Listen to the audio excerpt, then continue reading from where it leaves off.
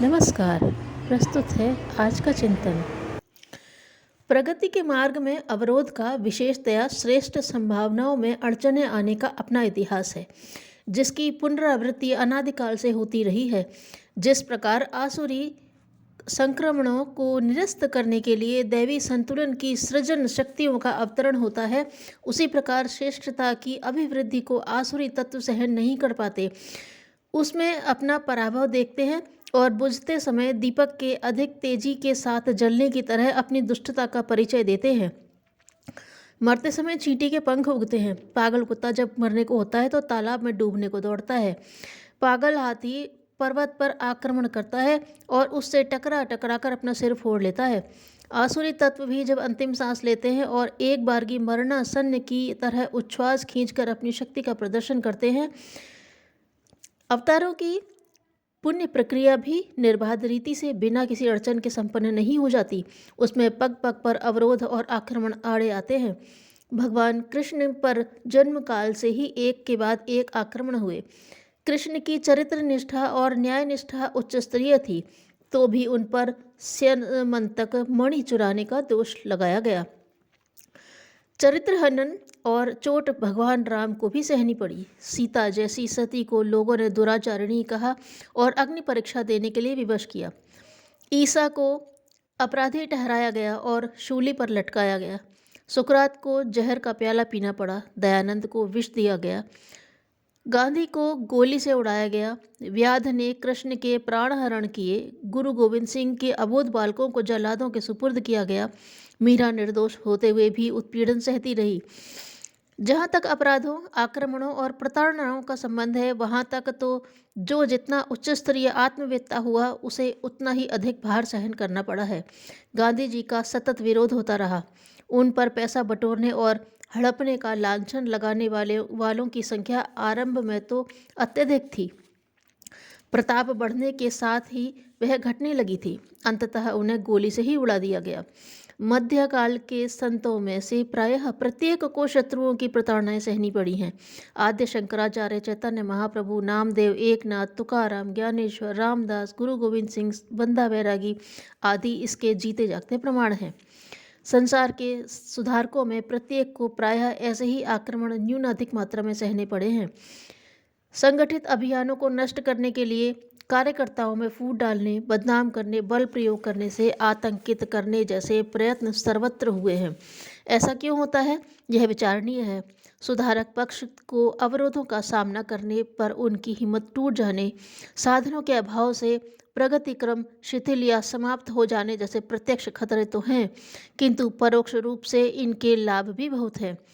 व्यक्ति की श्रद्धा एवं निष्ठा कितनी सच्ची है और कितनी ऊंची है, इसका पता इसी कसौटी पर कसने से लगता है कि आदर्शों का निर्वाह कितनी कठिनाई सहन करने तक किया जाता रहा। अग्नि तपाए जाने और कसौटी पर कसे जाने से कम में सोने के खरे खोटे होने का पता चलता ही नहीं। आदर्शों के लिए बलिदान से ही महामानवों की अंतः श्रद्धा परखी जाती है और उसी अनुपात से उनकी प्रामाणिकता को लोक मान्यता मिलती है। जिन्हें कोई कठिनाई नहीं सहनी पड़ी, ऐसे सस्ते नेता सदा संदेह और आशंका का विषय बने रहते हैं। श्रद्धा और सहायता किसी पर तभी बरसती है जब वह अपनी निष्ठा का प्रभाव प्रतिकूलताओं से टकराकर प्रस्तुत करता है। दुरभिसंधियों के रचने वाले हर सफलता के बाद दुगने साहस के साथ अपने दुष्कर्मों को निर्द्वंद होकर बढ़ाते हैं। निष्ठावानों से टकराने पर उनके दांत खट्टे होते हैं। आक्रमण महंगा पड़ता है और भविष्य के लिए उनकी हिम्मत टूट जाती है। लोग तिरस्कार के कारण वे मुंह दिखाने लायक नहीं रहते। यह उदाहरण दूसरे के सामने भी प्रस्तुत होता है और श्रेष्ठता से अकारण टकराने का प्रतिफल क्या होता है, इसका पता न केवल आतताइयों को वरन उस वर्ग के अन्य लोगों का साहस तोड़ने के लिए भी पर्याप्त होता है। अपयश और तिरस्कार का दंड जेल फांसी से भी महंगा पड़ता है। ऐसी स्थिति श्रेष्ठ व्यक्तियों या आंदोलनों से ही टकराने पर बनती है। सामान्य लोगों के बीच तो आक्रमण प्रत्याक्रमण के क्रम आए दिन चलते ही रहते हैं। शंकालु, अविश्वासी, कायर प्रकृति के सैनिकों की संख्या भी पराजय का एक कारण होती है।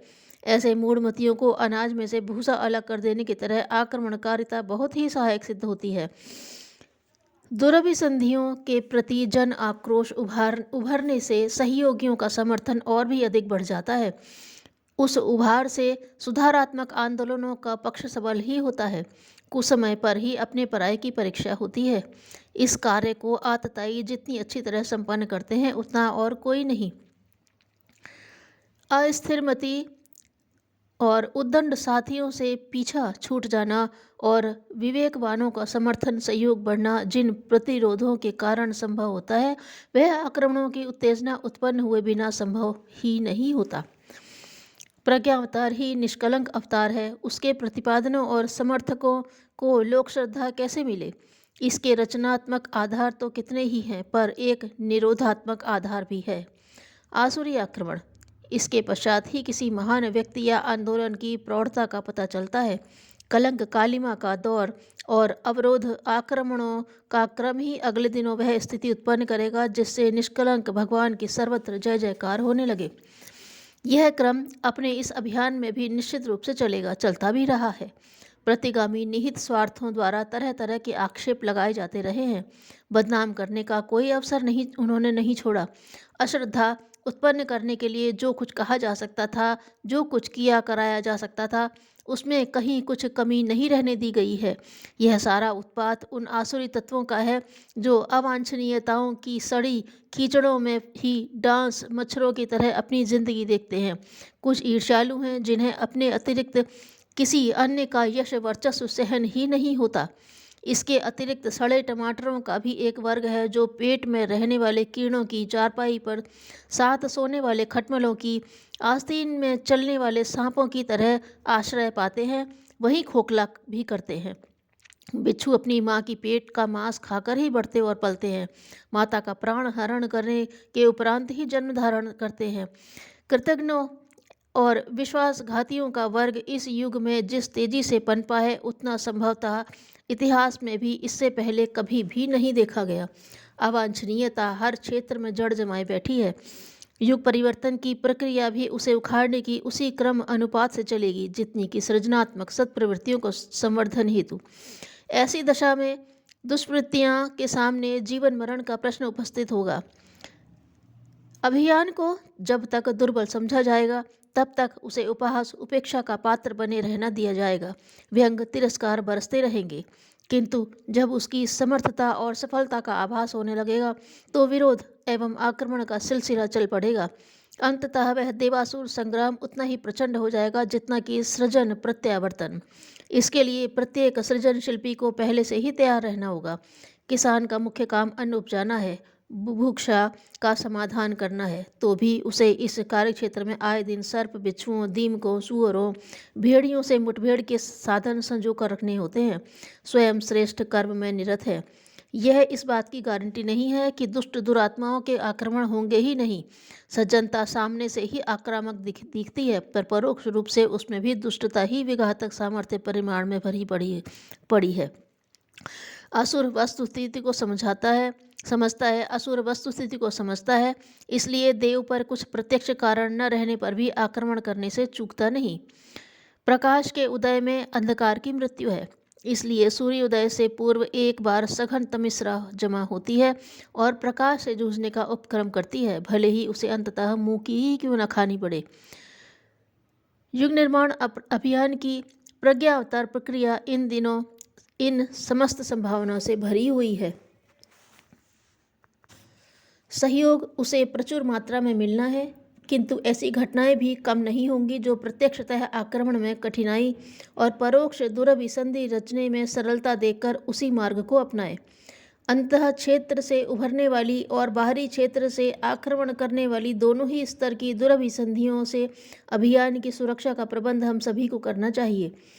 इस संदर्भ में बरती जाने वाली जागरूकता, साहसिकता एवं शूरवीरता उतनी ही आवश्यक है जितनी कि सृजन प्रयोजनों के लिए बरती जाने वाली उदार सेवा साधना एवं भाव भरी परमार्थ परायणता। पूज्य गुरुदेव लेखन से पूर्व चिंतन नियमित किया करते थे एवं सहयोगी कार्यकर्ताओं को बिठाकर उनके दिमाग की कसरत करा के उनसे संदर्भ ढूंढने को कहते। इधर संदर्भों की तलाश होती, उधर इतनी चर्चा के बाद प्रातः उनकी लेखनी चल पड़ती। आश्चर्य यह होता था कि इन लेखों में बहुधा वही नाम संदर्भ हुआ करते थे जो परिजन शोध काल में सहयोगी उस समय पढ़ रहे या नोटिस ले रहे होते थे। संभवतः यह भी योग की एक सिद्धि है जिसमें व्यक्ति विचारों को समष्टिगत प्रवाह बनाकर पढ़ लेता है, वह उसे युग प्रवाह का अंग बना लेता है। ऐसा कई बार देखने में आया कि जिस नए विषय पर किसी कार्यकर्ता ने पुस्तक पढ़ी तो अगले दिन पूज्य गुरुदेव का लेख उसी विषय पर नकल हेतु पहुंच गया। प्रवाह वही है, शक्ति उन्हीं की है, लेखनी भले ही किसी या अन्य किन्हीं के हाथों में हो। अपनी इच्छाओं को पूरा करने के लिए ईश्वर के आगे गिड़गिड़ाना और नाक रगड़ना, भला यह भी कोई भक्ति है? लोभ और मोह के लिए दांत निपोरना, भला यह भी कोई प्रार्थना है? भौतिक स्वार्थों के लिए किए गए क्रियाकलापों को भक्ति की संज्ञा में नहीं गिना जा सकता। वहाँ तो भक्त की कसौटी यह है कि किसने अपनी कामनाओं और वासनाओं को तिलांजलि देकर ईश्वर की इच्छा को अपनी इच्छा बनाया और उसकी मर्जी के अनुरूप चलने के लिए कठपुतली की तरह कौन तैयार हो गया। जो इस कसौटी पर खरा उतरा है वही भक्त है। यह लेख परम पूज्य गुरुदेव ने 1979 की अखंड ज्योति में लिखा है। धन्यवाद।